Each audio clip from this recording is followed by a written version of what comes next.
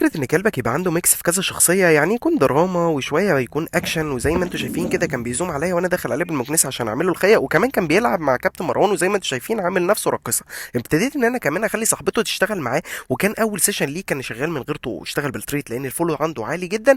وزي ما انتوا شايفين كده الكلب كان بيعمل كل الأوردرات بشكل سريع جدا، وكان بسم الله ما شاء الله عليه. ولكن نيجي حتة يا جماعة، هو احنا نفضل لحد امتى نأكل الكلب تريت عشان يسمع الكلام؟ خليت كابتن مروان يكسر اتجاهات الكلب ويراجع معاه كل الاوردرات، كان بيعمل كل الاوردرات كويس، ولكن اوردر داون كان بيواجه فيه مشكله شويه، وده بسبب ان الكلب بيبقى ده اوردر خضوع ليه، وكان بيحاول ان هو في كل مره يكسر الاوردرات. ولكن كابتن مروان فضل مصر عليه، ولما الكلب بتاعك المفروض يعمل كده تبتدي ان انت تجبر الكلب ان هو ينزل طالما حافظ الاوردر، ولكن لو مش حافظ الاوردر ما ينفعش تعمل معاه كده. وتسمعوا بقيه المعلومات مع كابتن مروان، يلا بينا. النهارده معانا كلب اسمه زيكو عنده 5 سنين. كانت مشاكله ان هو بيقعد يهجم على الناس وبيقعد يهوهو عليهم. طبعا ما فيش سماع للكلام وفرض سيطرته في البيت كله. بدأنا اشتغلنا معاه، دي تاني سيشن ليه. طبعا هتسألوني ليه اوردر داون نزلنا الكلب كده وما منتجناش كل ده وجبنا الكلب وهو بيعمله.